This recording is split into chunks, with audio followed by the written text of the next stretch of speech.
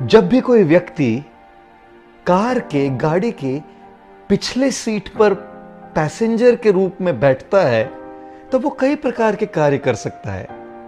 Phone पर बात कर सकता है, मैसेज चेक कर सकता है, बगल वाले व्यक्ति से बात कर सकता है, कुछ खा सकता है, पी सकता है, बाहर गाड़ियों को देख सकता है या फिर बिलबोर्ड्स को देख सकता है। लेकिन जो ड्राइवर है, जो चालक है, वो यहां वहां नहीं देख सकता, वो फोन पर बात नहीं कर सकता, वो मैसेज नहीं कर सकता।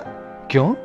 क्योंकि यदि ड्राइवर विचलित हो जाए, यदि ड्राइवर डिस्ट्रैक्ट हो जाए, तब एक ही बात होती है, एक्सीडेंट, अपघात। उसी प्रकार से जीवन की यात्रा में भी यदि हम विचलित हो जाए, यदि हम डिस्ट्रैक्ट हो जाए, तो जो हम पाना चाहते हैं वो कभी नहीं पा सकते।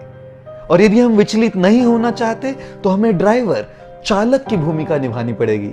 जब तक हम पैसेंजर की भूमिका निभाएंगे तब तक हम विचलित रहेंगे, अपने संबंधों में हम विचलित रहेंगे, अपने कामकाज में, दैनंदिन कार्यों में हम विचलित रहेंगे, अपने आध्यात्मिक जीवन में हम विचलित रहेंगे, अपने निजी जीवन में और अपने मानसिक संतुलन में हम विचलित रहेंगे।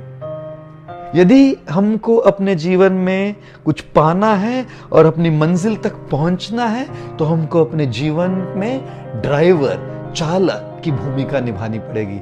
हमको अपनी यात्रा का चार्ज लेना पड़ेगा।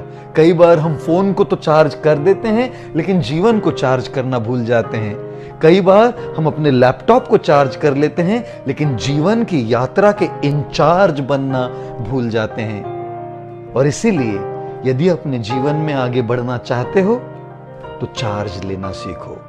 पैसेंजर की भूमिका छोड़ दो, रिलैक्स करना छोड़ दो और ड्राइवर की भूमिका स्वीकार करो। फोकस करना शुरू करो, एकाग्र चित्त से ध्यान लगाना सीखो।